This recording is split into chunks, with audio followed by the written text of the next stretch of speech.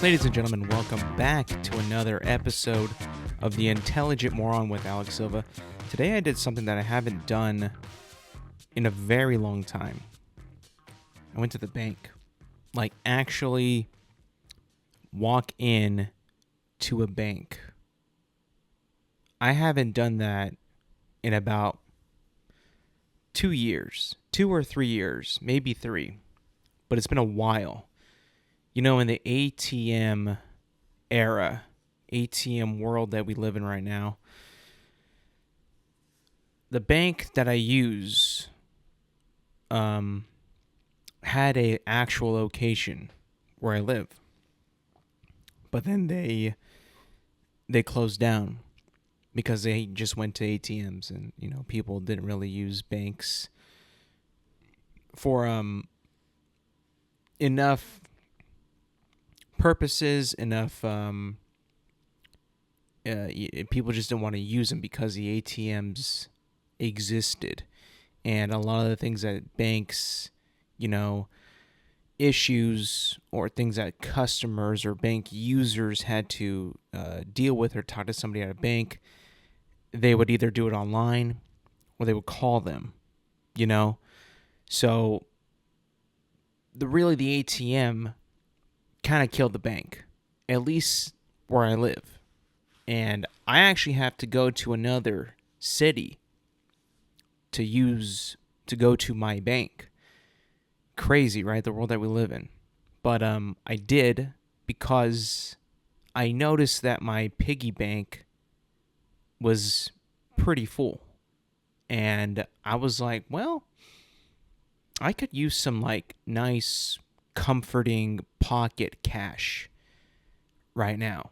I can go withdraw money out of the bank if I want to, but just having this here is kind of it's kind of waste. It isn't being used. So might as well just go, take it to the bank. But you can't just take it to the bank like that, though. You can't just take your coins like that. You have to roll them up in these little, coin rolling pieces of paper that are for quarters, dimes, nickels, and pennies. And, I was thinking to myself, well, this is something that I could do that will kill some time. And also kind of give me exercise in counting. 1, 2, 3, so on and so on. I haven't done any counting of anything in a long time. Remember back in the day when you were in school, you would count, on a sheet of paper, how many dots are there? Or how many stars? Or how many, if they wanted to make it, fun, apples, oranges, dots, spiders, stuff like that, and make it a fun activity for you. Well, maybe the most important counting in the world that you can do, not just your profession, but what is the best thing, the most important thing that you can probably count is money. And I spent maybe a good 45 minutes counting money. Just to seeing what I accumulated in my piggy bank for the past 3 years. It kind of is a nice little boost though, when you do have a piggy bank that's been sitting there for a while, and then you kind of lift it and you see how much weight is in it, and you're like, oh wow, this is kind of heavy. Cha-ching, might as well. So I end up counting it all, right? And I end up with $72. That ain't bad. It's not what I was hoping for 100. I was like, maybe this could be, a lot of money. Maybe it could. It was 72. It wasn't terrible, but it was a nice, good chunk of pocket cash now that I have, and it's it's in a way, it's kind of empowering to have cash. At least in my opinion, because what if a card reader is just not working? Or what if your card is malfunctioning? That could be an issue what are you going to pay with? You're trying to buy a meal. You're at like a restaurant or a fast food chain. You're starving. You're like, I need to eat. I need to eat bad. I need something. I need just some fuel in my belly. Your card ain't working. Isn't that the worst though, when your card isn't working or your card is having issues? Especially when like you're cool on your funds, like you got money in there, but for some reason it ain't working. I always like to blame the place. I don't actually blame them to their face, but I blame them in my mind. Like, this is your fault. I am completely fine. There is nothing wrong with my stuff. Y'all got to get your shit together. Of course, I never say that because I'm a nice person. I would never do that. That'd be so rude. Those people are probably already having a bad day. You don't want to make it even more badder, So I got $72 in cash. I went to the bank. I didn't do no dumb Coinstar shit, right, where they take a percentage. Now, fuck that. I've seen people do that. I know people who do that. And I always am just like, bro, it would literally take you like maybe, depending on how much you have, an hour to do the rolling of the coins. Take it to your bank and they give you the cash flat out. No tax, no charge, nothing. But they just they don't care. They want to take it in their little, shopping bag and just put it all in there and make sure it all goes in the machine. And, I get it. If you don't want to take the time or the effort to roll up your coins, sure, that's fine. But to me, that time and effort isn't long enough where I would be like, oh, I'm cool to, for them to take like I don't know, like a good $8 out of my, my hard-earned piggy bank earnings. I'm not okay with that. I did not let that happen. And I gotta tell you, man, I because everything's digital and everything's cashless and everything's card. I gotta tell you though, it did kind of feel like going back in time, going back to the bank. And like I said, I haven't gone back in like 3 years. Last time was just to do the same exact thing. Deposit my coins and get some cash. Still a great feeling though, ain't gonna lie. I mean, I look forward to it. But I feel like in order to keep those feelings, to go back to the bank and to essentially get like a mini payday, I'm gonna have to start using more cash. Maybe I should withdraw more money and just pay with cash. That way I can stockpile my change and have this great feeling once again.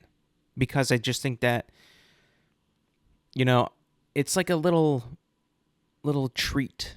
It's like all your cash back rewards. Like if you have a credit card and you use it like on gas and stuff like that, and after a month, you get like so many cash back rewards because you're using your credit card. And then when you pay it off and all that, you get even more. Like I feel like it's almost like that, but with real money, actual physical money that you can see and touch and actually use. I don't know. You just kind of feel you also kind of feel like a baller when you have cash. I just feel like I'm in more control, in more power of my financial decision making when I have cash. I just feel like I have more control, which I think is something that, in terms of money, financial circumstances, banking, you got your checking, your savings, and your credit cards and all that, that's all just like a number that's on an app that you hope is in your bank. Like you hope like the bank doesn't close or something happens with the bank and, all that money's gone, right? They always like made fun of people that would put money in their mattresses, right? That was like an old like cliche in movies and TV and all that. And, I honestly think that those people who do that, are not entirely crazy, because the way that it all fluctuates, the value of the dollar, and I'm no expert. I am no expert on financial stuff at all. But I know, I hear so many times a year, the dollar is losing value. Your money is worth less this year than it was last year. I don't know how that even gets there. I don't even know how that's even possible. They have dollar bills, right? These new fresh dollar bills that are in pristine condition, right? The new $100 bills, the ones that are like the blue tint with like the blue like strip on it, are gorgeous. They are beautiful. I mean, if we're being honest, those new bills should probably have a bigger value than, let's say, an older $100 bill. Possibly. Not by a whole lot, but like substantially. If you take care of your money, like it looks good, it's presentable, it should probably get an increase in value. And if it's a older bill, it should stay at the net rate of value, because it's printed on the bill $100. That's the value. But if it's brand new, spanking new, it's been in circulation for a while, and you're able to pay with it, and wherever it is, it allows you of a value increase, that wouldn't be so far-fetched of an idea. Now, again, I'm no financial expert. I'm not an economist. I have no idea how money even works. In fact, if you were to think of something that's really hard to explain, money would be like one of the things that it's really, really tough to explain the value of money, and how exactly it does work, and how it's all printed, how much is printed, what's allowed to be printed, what happens with the bills that are taken out of circulation. Like, for instance, about a year ago, I went to Taco Bell and I bought food with cash. I can't remember how much I paid for. I ended up getting about $5 and some change back. And they gave me a $5 bill. And this $5 bill was in a very questionable state. Like, it looked like it had been in a fire pit for a bit. There was holes in the bill, multiple holes with a little charred, but it had like tape over the holes and on the sides to make it look more complete. And then I took that same bill to the bank on my adventure, and I said, "Hey, what do I do with this? I've heard that I can give you guys bills that probably should be taken out of circulation, taken out of the world, and be destroyed." And they were actually no help. I was given a paper of instructions to mail this bill to the government so it could be taken out of circulation. Now, it's a $5 bill, so I'm probably going to do it. Most likely will, just to see, because this is a brand new experience. I've never seen a bill like this in my life, and I've been keeping this bill just on my counter for about a year, because I look at it every day. I'm like, man, who would actually take this bill? Why is it even... I mean, like, I don't understand how it got passed. How did it get through the safe at Taco Bell? How did they clear this as a bill that's worth $5? But I still have it, and I'm like, So technically, Taco Bell didn't give me my money back. They gave me back a bill that doesn't even work. Now, I didn't read too much of the paper that was given to me by the bank lady at the bank, but I would assume that the U.S. government are full of really nice people that hopefully that they will give me a new, fresh, crisp, purple tint $5 bill, and I'll be on my way. I'll have to, maybe, possibly it could happen. But I don't know. I'm going to do it, though, just to see, because it is, like I said, a new experience. And I've never sent back money to the government in this way, you know? But then again, that's what happens when you go on these types of adventures that are very rare nowadays. Like I said, not many people go to the bank anymore. I went in there 10 a.m. There was like maybe 3 people. Now it opens at 9, so maybe I just missed the rush, which is at 9 when it opens. That I kind of planned it that way too. I didn't really want to go at 9 because I had a fear that it would be a long line and I would not be able to be in and out. Not that I had any other plans, not that I was in a hurry or that I was pressed for time, but it's just like, yeah, I mean, I could deal with not waiting, with not spending the time that I have freely to wait in a line. You know? Every time you go to an event, right?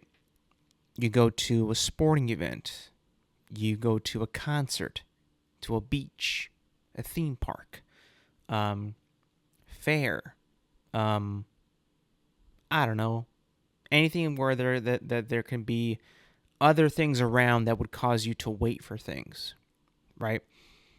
When you're on your free time, day off, whatever, and you have to get in line and wait for something that you are trying to get, pretzel, hot dog, pizza, soup, get into the event, you know, you don't want to spend that free time waiting, because that is just time being wasted, time going by. And you're like, man, I'm at this event, this is cool, I'm going to get a hot dog, but this is a long line. I just want my hot dog. I want to be able to eat my hot dog. Waiting while you have free time is something that I try to avoid at all costs, because that is literally wasting your free time and not a good feeling whatsoever, in my opinion. I just think it's a big disrespect to the time that you have for whatever reason. Like I said, day off, just a free time, vacation even. Oh, man, I haven't had like a vacation in a long time. I know I went camping, like I said, about a month ago, but that wasn't a vacation. I mean, it was, but also was a lot of work. If I'm going to plan a vacation, like really go on a vacation, like me go on a vacation, I've thought about this a lot. I'm planning to go to Disneyland in December, and that'll be a vacation. But again, it's going to have a lot of lines, rides, concessions, stores, whatever you want. It's going to have a line, and I'll have to wait in that line to enjoy Disneyland for what it is. But I was thinking, like, if I were to go on an actual legit vacation, where the hell would I go? And what I have been craving really a lot lately, I know that summer is pretty much going to be over, but I haven't been in a long time. The beach. I want to go to a beach for like a nice week and like be somewhere by the beach, able to walk to the beach, lay on the beach, go in the water, walk on a pier, eat some clam chowder, maybe some fish and chips, see like what the local restaurants have. I don't know, like the catch of the day, that type of vibe. I want that. I haven't had that in a long long time. And I feel like I kind of deserve it. Now I actually do deserve it. Like, I want that so bad. It's just like I've been very, very busy this summer. And I just maybe next summer I'll actually plan out that vacation and be like, you know what? This week I'm going to be at the beach in the summer. Even though it's going to be, hot where I live, it's always cooler at the beach, nicer weather. Just chill, relax. Go to bed early, wake up early, go to the beach, freaking just vibe.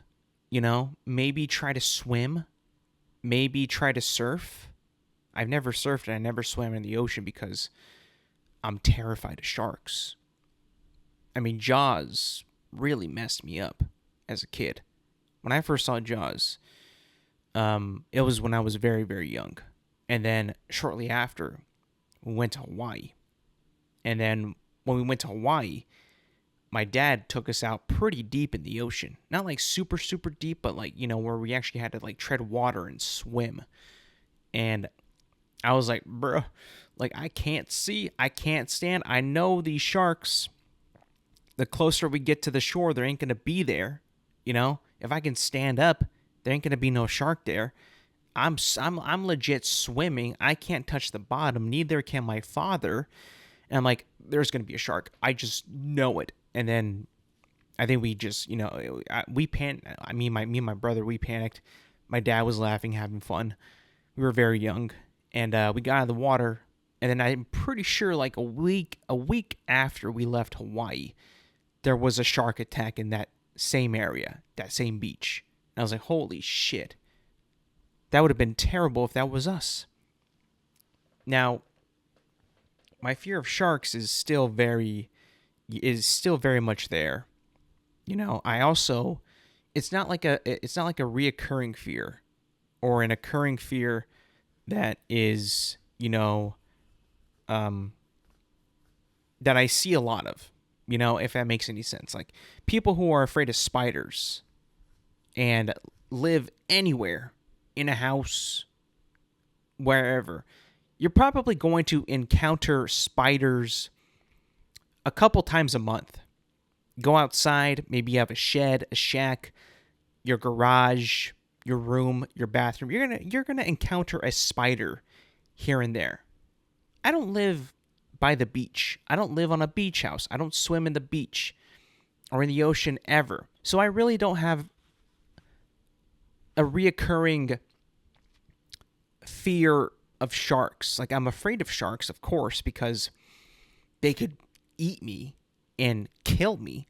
But I'm not like, reminded or on the lookout every day like, oh, watch out for that bush. There could be a shark like that, That's just not possible. So like when I say like I'm afraid of sharks, I think that's just like a rational fear of an animal that could absolutely kill you if it wanted to, right? But sharks, they get a bad rap. Sharks get a very bad rap. Most sharks, when people get bitten by sharks, for the most part, it's because a shark is like curious of what that is, what you are, and we'll see, is this food or not? And give it like a bite test,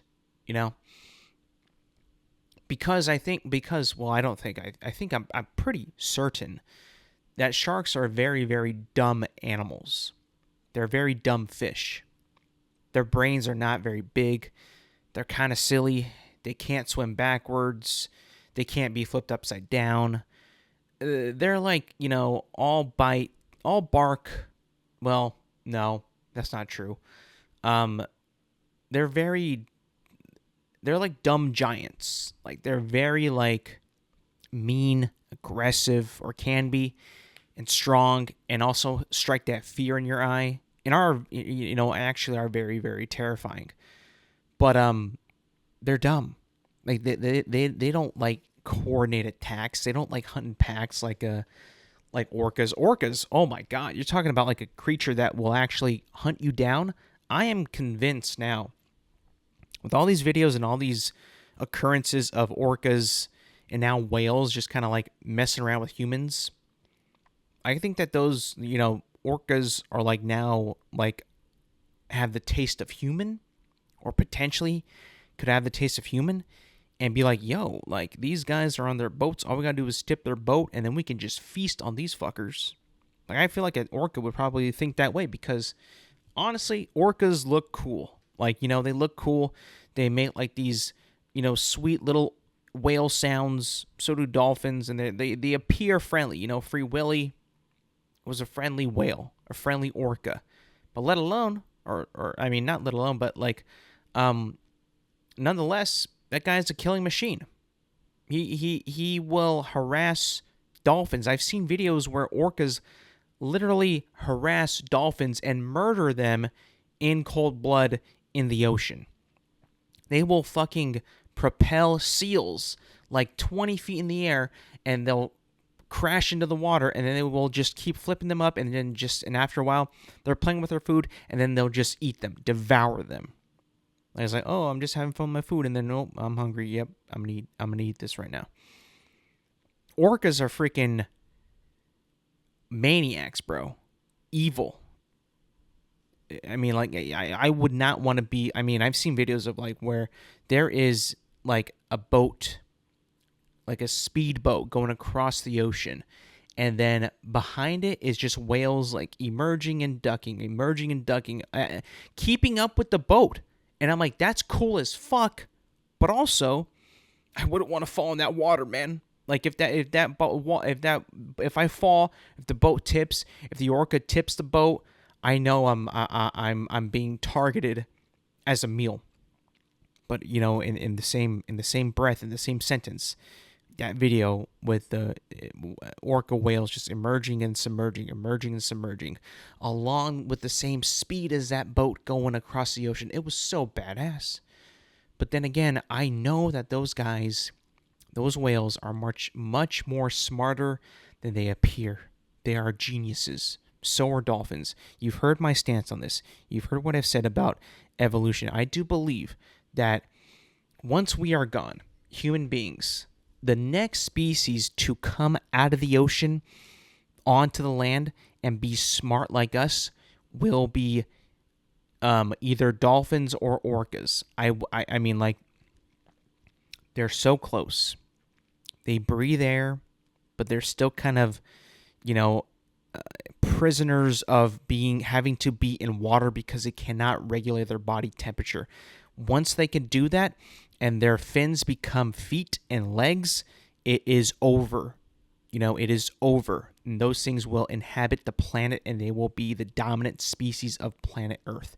That is only if we are extinct by a meteor, flood, poison, nukes, aliens, whatever, And with enough time in that biological evolution soup that is the ocean, the dolphin or the orca will emerge on land and be the dominant species on the planet because their brains are fucking giant. They have giant brains. Like, I don't know if you've seen a dolphin brain compared to ours. Like, once they evolve more and they evolve to a way where they can have even more access to their brain potential, I mean, it is over for us.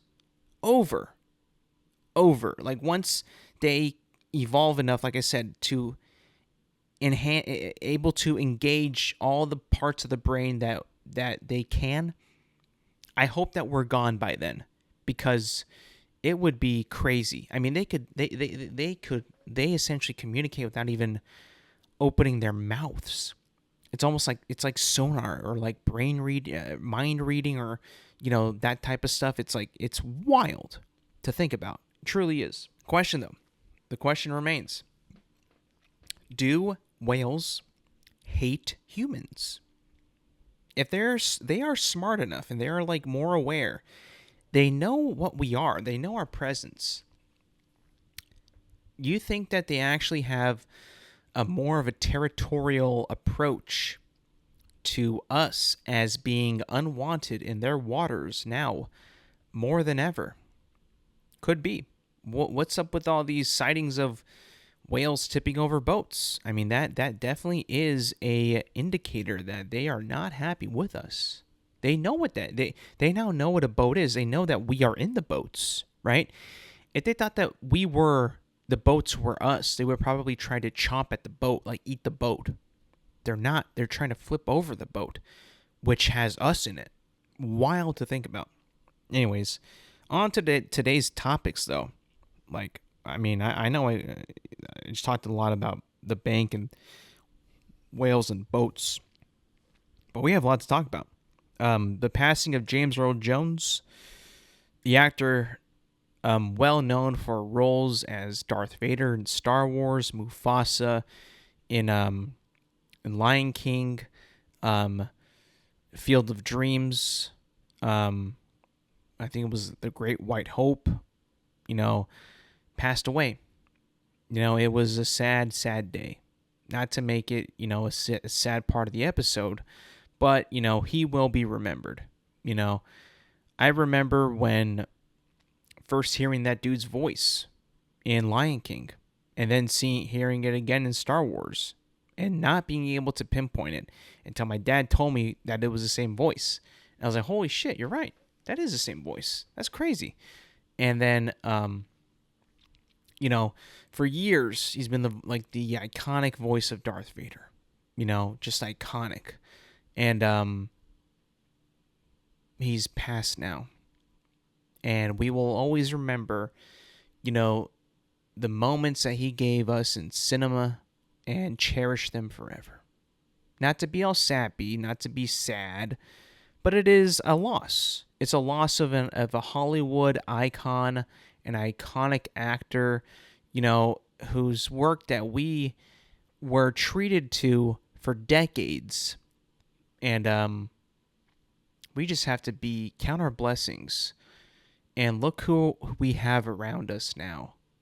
Icons, legends, people who bring a smile to our faces, joy to our hearts, right? In a world where things are so messed up, we could always look towards entertainment. And yes, Darth Vader, when you really look at it in theory and examine his what he has done to a galaxy far, far away, he is a bad person. But for us watching it in the movies, Jesus Christ, he's the best. He's the coolest guy. He's the best bad guy probably ever. Probably ever. I mean, there really isn't one that I could think that is more of a menacing presence of a villain than Darth Vader.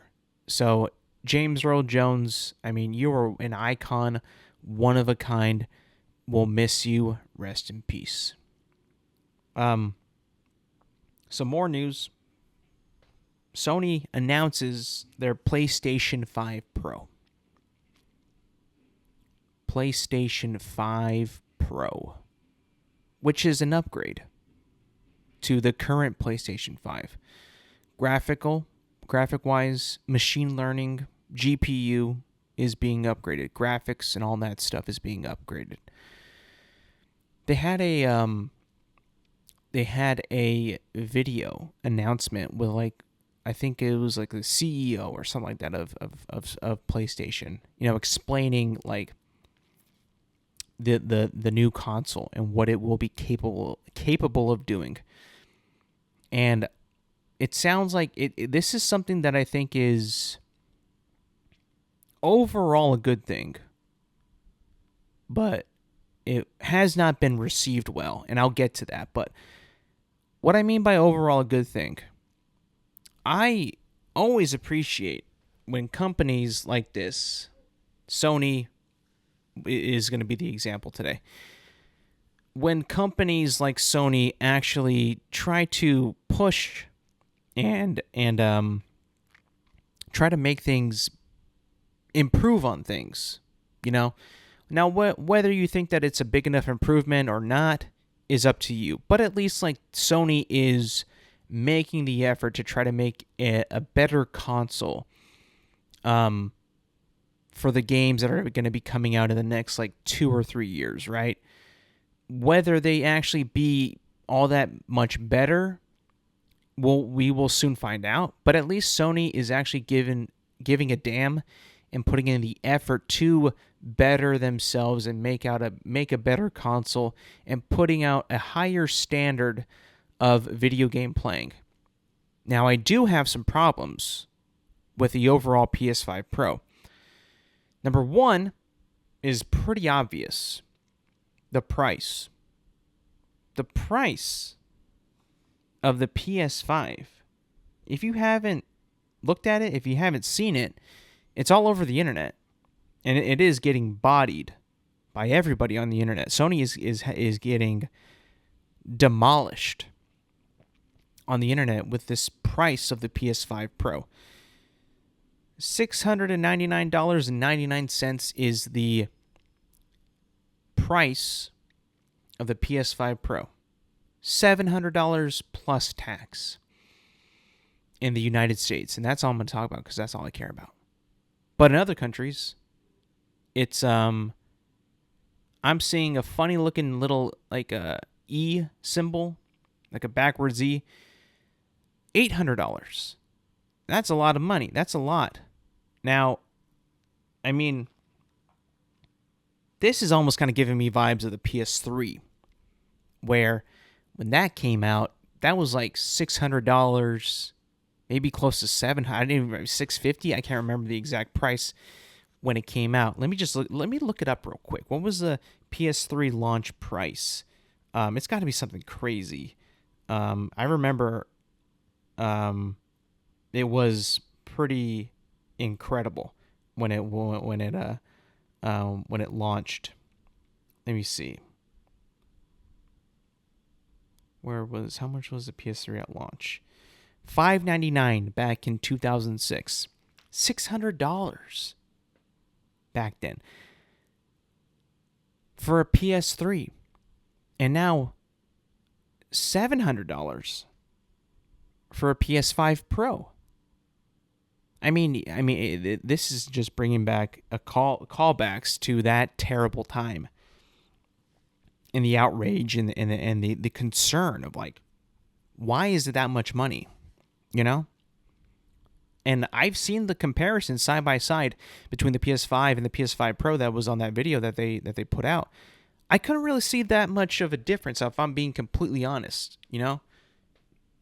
Not a whole lot different. I mean, I looked at it, I was looking at the side by side, I'm like, okay, it looks a little bit smoother, but graphically it looks a little pretty similar to the PlayStation 5. So I'm like, I don't really see much I just don't see much of a difference, much of an improvement for it to be $700.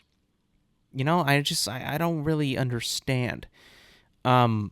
I don't even know like the horsepower, like what's the power on that going to be like?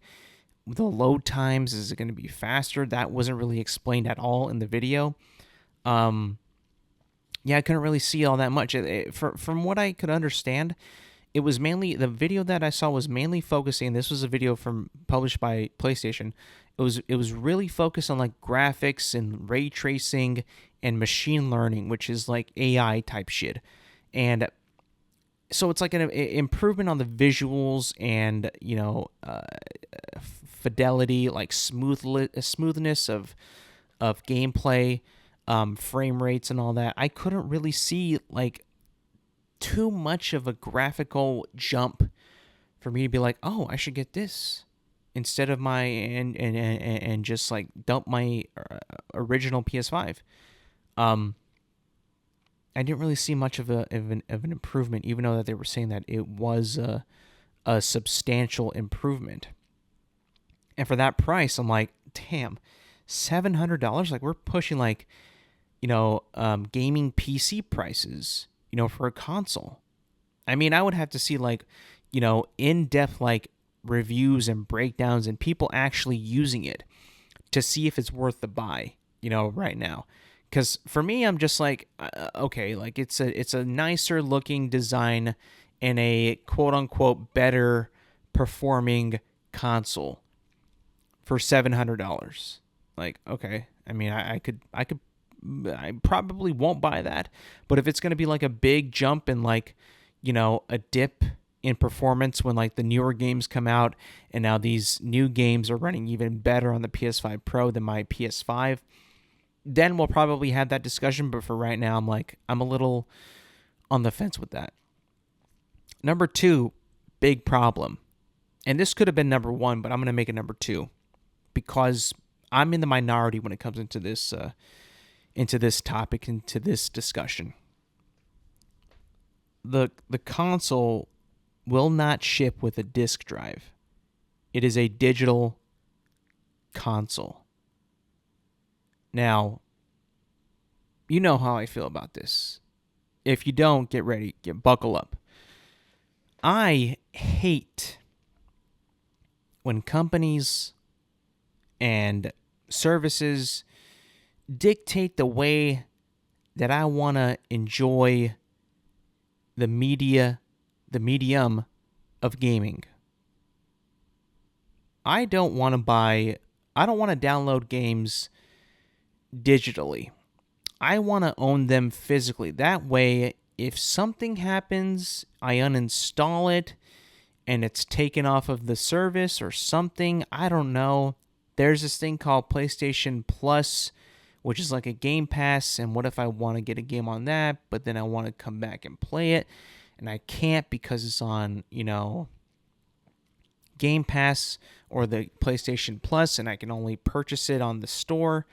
No, I am firmly against digital games because I feel like I don't own them, and I want to be able to own them.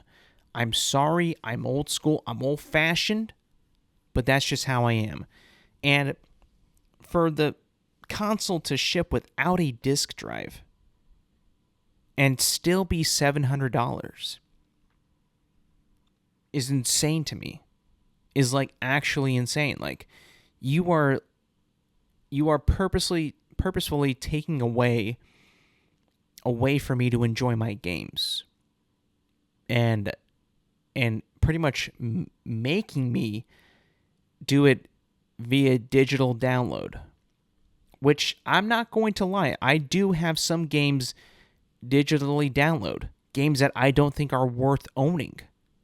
But if there's going to be games that I'm like, oh, I want to own that one, I want that one for myself, I want to buy it physically. Like, for instance, I've had my PlayStation 5 for about like almost 2 years. And I really, really, really enjoy the games that I played. God of War, Spider-Man 2, God of War Ragnarok. I love those games. And one game that I'm looking forward to actually playing is Ghost of Tsushima. However, I don't want to download it. I don't want to get it on PlayStation Plus. I want to get it physically, the director's cut, and I want to own it. Now, it is very, very hard to find a copy of Ghost of Tsushima director's cut. I can't find it anywhere. On Amazon, Target, Best Buy, Walmart, I can't find it. And it's almost like they don't want me to have it physically. They want me to have it digitally. And I am not for that, because that is just unfair. And not just unfair. It is blatantly wrong to not let me have the media how I want to. We had it so good back then where we would buy the games physically and we would own the games. And we would be able to play them whenever the hell that we wanted, and we could say that we own the game. PlayStation even made it so, clear and, like we hear your thoughts and we hear the complaints of, it was like maybe about 10 years ago when PlayStation 4 and Xbox One came out, and there was this big argument because Xbox was saying like, you don't really own the game, or you need like internet to play it or something like that, and game sharing was not going to be allowed. And then PlayStation, counter with like, here's how we do game sharing: you buy the game and you can give it to your friend. It's like they're totally like going back on that. Whereas now with this new console, you'll never own the game. You'll never be able to, have a game and let your friend borrow it, because now you all have to buy it digitally or download it digitally with PlayStation Plus. So we're kind of going backwards in a way, and this console is living proof that the physical media era, the physical media, generation is crashing down. It's over. Unless like Sony like has like an epiphany and is able to read the room and be like, yo, I mean, we should probably make some of these with a disk drive, because I mean, I understand that, it's going to look nicer without one, but like we are actually taking away a method that gamers can play their games, and we're being a little it almost sounds like a little bit of a dictatorship, if you know what I'm saying. Now, that might be a little too extreme, but you get what I'm saying. The power that they have to take out a disk drive and still bank on people going to buy their console is immense power and immense, like, oh, we don't care. They'll buy it no matter what, I don't like that. I truly don't like that. And even without the disk drive, it is an unjust amount of money that they are charging for that, console is insane. And I won't stand for it, so I probably won't be getting it. I ain't gonna lie, it looks nice. It looks sleek. It looks really cool. But I don't think I'll be picking it up. I really don't think so.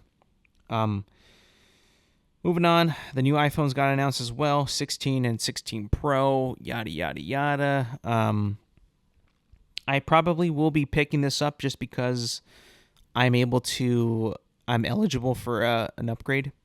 I can trade in my new phone and then get the new one with a massive discount on the monthly payment plan. So I've already looked into it, and I did the money, and I did like the number crunches, and I was like, oh, you know what? This will lower that bill by a lot, actually.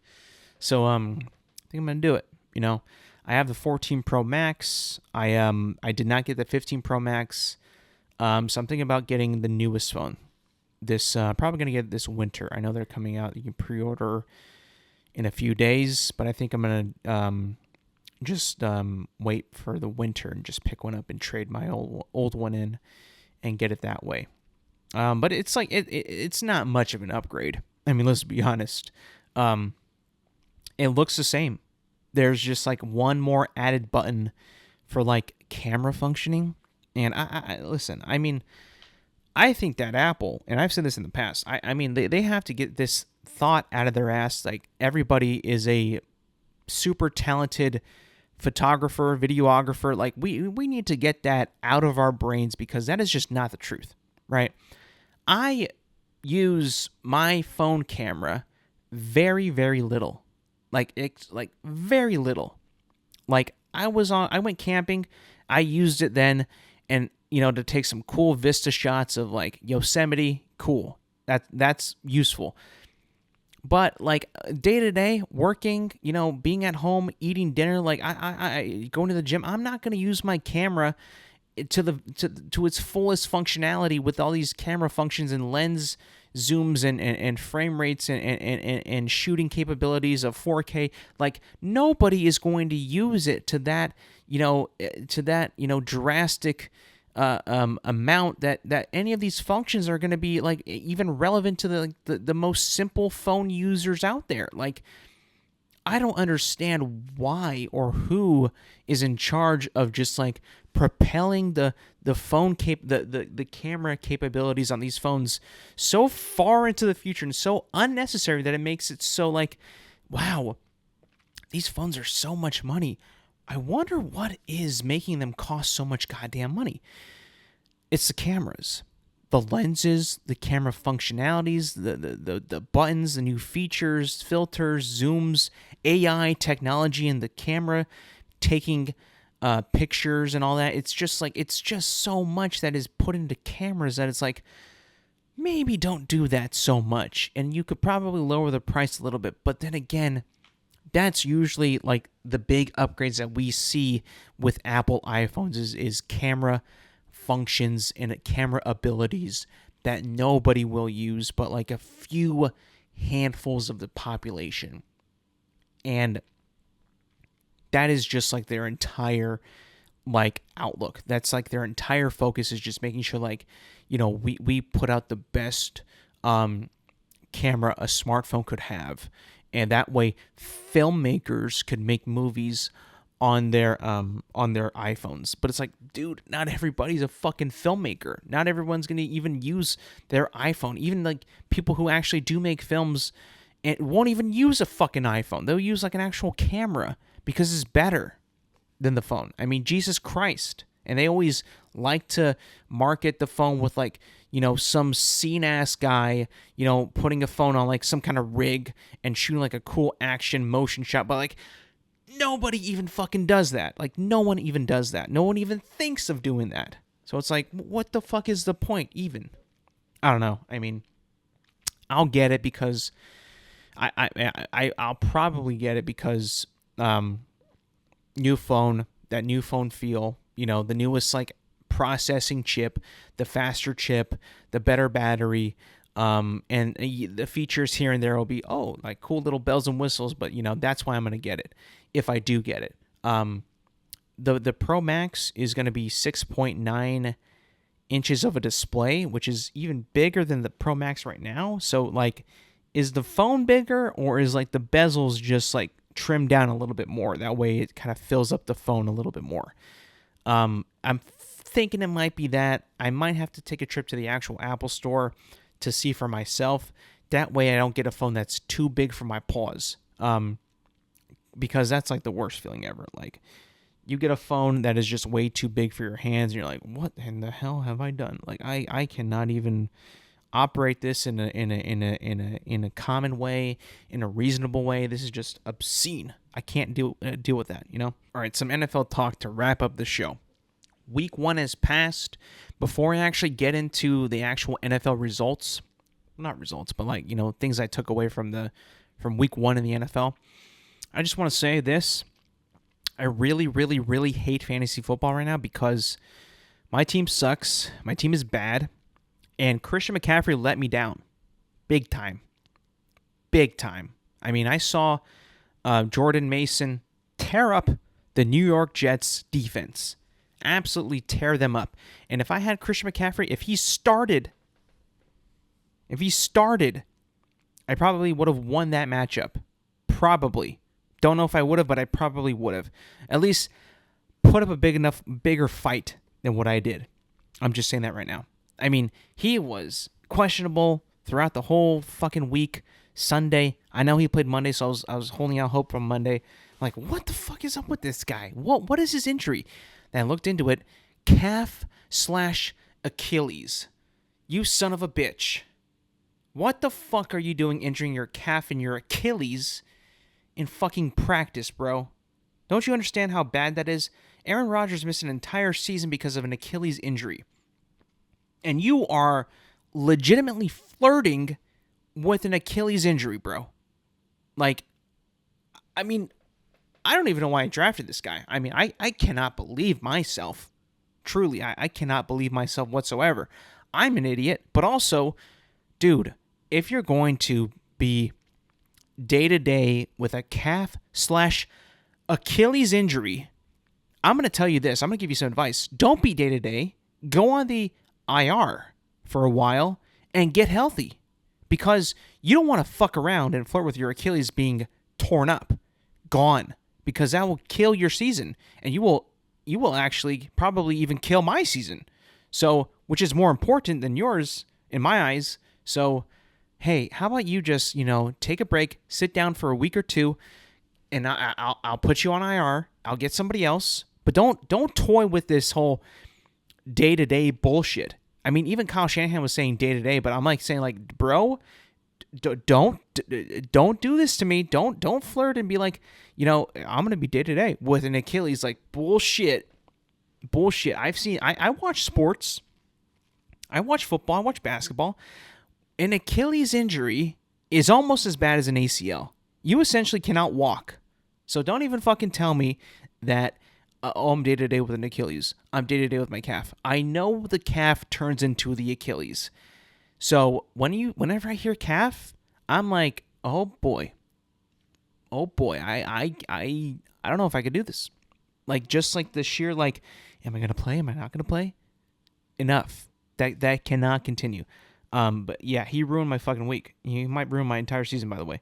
Tom Brady's not that good of a broadcaster. I was watching the Cowboys and the Browns game, and there was a lot of times where, Kevin Burkhardt was broadcasting pretty damn well. Like, he's one of my favorite broadcasters right now. And Tom Brady just won't speak, or will speak very little, and just not really give too much insight. He'd be kind of late. He would like talk over the play. He would like talk too much and over the play, which means like, the broadcasters are given like so much time to speak, after the play is done. And then, the play-by-play will say the play-by-play what happened, and then the color guy will come in and give us some analysis. He would kind of like, his analysis would bleed in too much to the other play, and he wouldn't be able to get it so Kevin Burkhardt could actually call the play of what's happening. So, pretty rusty. I mean, like, definitely seemed nervous. Kind of like, I could tell in his voice that he didn't really want to speak too much. And kind of left Kevin Burkhardt just hanging a little bit, which is kind of weird. I'm not saying that he's not going to be better. I think he will be better. But right now, Greg Olsen, I mean, we had something really good with Greg Olsen. I mean, he was a natural. Like, that guy was just like spitting facts, giving great analysis throughout the game. He knew his timing well with Kevin Burkhardt. I mean, it's going to take some getting used to with Tom Brady, I'll be honest. The Chiefs still reign supreme. I mean, the Ravens were a good team, but, the Chiefs are just the Chiefs. Xavier Worthy is going to be an absolute gem in this league, and the Chiefs got him. They have another speed demon. Travis Kelce, who's also on my fantasy team, did fucking terrible. Had like 3 catches and let me down again. But that just proves like how deep the Chiefs are and how like good, they can be even without like having to rely on Travis Kelce to get them down the field and score touchdowns. So I'm extremely terrified of the Chiefs. Number one, for being a really good team, and number two, probably not going to give Travis Kelce the ball because it's a flex for them to still win and not even give him the ball. It's like a flex. They're just like showing off now. Like, we have like the best tight end in the league, and we ain't even going to use him, and we're still going to beat your ass. And not only is that bad, but it's also bad for me because I have him on my fantasy team. So, it's not looking good for me at all this season. Brazil game was terrible. It was a weird vibe. Like, you can tell like the crowd was definitely not in it at all. The teams were playing good. Saquon is him. Jordan Love got injured, but it wasn't as bad as we thought. I was thinking ACL. When I saw it, I'm like, ACL, gone. Ciao, Bella. We'll see you next year. But it's not. He'll be back within like 3 to 6 weeks, I think. But yeah, a weird game. I think that, we can't we can't overreach our boundaries. We just can't. Like, it was one to put games in Europe, but I think that going into Brazil, where it is literally only soccer, like soccer is a religion there, like was a really, really dumb move. Dumb move. Like, we don't need to have a game where the Eagles and the Packers, have tremendous fan bases, and either one of those stadiums would have been a lot better, a better vibe, a better feel of the game, more intensity than a neutral game in Brazil, I'm sorry, but like I know you want to spread your league and you want to be even bigger, you want to be global. I get it, but you cannot neglect the diehard fans that are both in Philadelphia and in Green Bay. Like, come on. I just feel like that was such a silly, unnecessary game in a place that doesn't even give a fuck about football. So, nice try, NFL, but this is not like a London game. This is not even like the Munich game, where in Germany they actually really enjoyed it. In this one, I was like, do they even give a fuck? Do they even give a fuck at all? Like, they would score and then nobody would cheer. I was like, what are we talking about? It was a game also where they just had way too much of the PA audio, which is like, at the stadium where they play like bump up music, they'll have like a PA announcer announce like what happened in the game. I heard that way too much in this, and that just shows like nobody was cheering, nobody was clapping, nobody was like booing. There wasn't enough of that because they don't give a fuck about those teams in Brazil. I mean, it's not that hard. No more of that, please. At least not in places where NFL is not going to be good. You tried it with Brazil. Don't do it again. Okay? Mexico was cool because Mexico, is so close to America. They kind of like football. I'll be honest. They love George Kittle. They love the 49ers over there. So that was cool. Brazil, I'm sorry, but that was just way too far of an overreach. And it was just unnecessary. So that was a weird game. That probably should never happen again. Patriots upset the Bengals. The Patriots, which nobody thinks is going to be good, upset the Bengals and won. The Bengals look pretty bad. But then again, I feel like the Bengals have this kind of start like almost the past like 3 seasons where like they kind of underachieved and they kind of, build themselves back up and actually make a playoff run. So I'm not too concerned about the Bengals. I think that they'll be okay.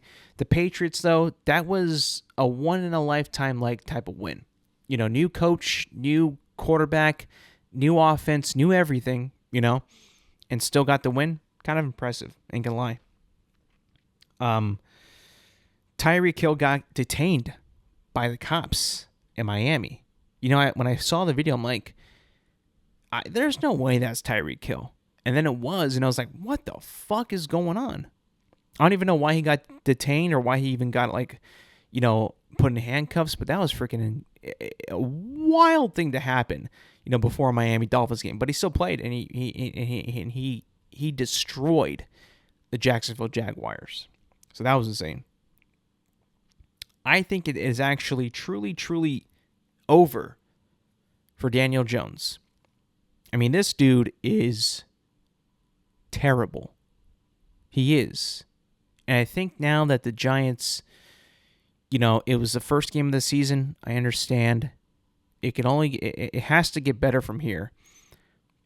But I think if you're the Giants fans and you're seeing what you're seeing and you're seeing how bad he plays and just like bad throws and just unsure of himself and bad decisions, a lot of mistakes, you have to be like, what have we done? What have we gotten ourselves into? Why did we sign him? Like, I feel bad for them. I really do feel bad for Giants fans. And watching him play, it's like there's nothing there that's reassuring you that you're like, oh man, he's our guy. I feel so bad for Bryce Young. Bryce Young's first throw of the 2024-2025 NFL season was an interception. And then the Saints just exploded for over 40 points and destroyed them. And that poor guy, Bryce Young, he was the number 1 pick in last year's draft. And, I don't know what happened. I think that the Carolina Panthers just flat out destroyed him. I don't know what happened. He has a new coach, brand new rookie head coach, and he looked lost. He looked alone. He looked defeated. I've never seen a quarterback look that defeated since Bryce Young last year. But this first game, I just was like, dude, this poor guy. is that's a defeated man. I just couldn't believe it. Rams lose a tough one to the Lions at home. Now I'm almost kind of becoming like a Lions hater now, because one, I'm a Rams fan, two, I'm a Matthew Stafford fan, and I know how badly he wants to beat his former team. And they kicked us out of the playoffs last year. This is like a week 1 revenge game, which we could have won, but we didn't. And man, Puka Nakua's going to be out for a while. He was lighting them up. He was tearing up the Lions defense, and we had to rely on Cooper Kupp towards the end of the game. We just didn't have enough, and yeah, I mean that was a tough loss because I wanted to beat the Lions so bad, not just for me but for Matthew Stafford as well, and I know he did too.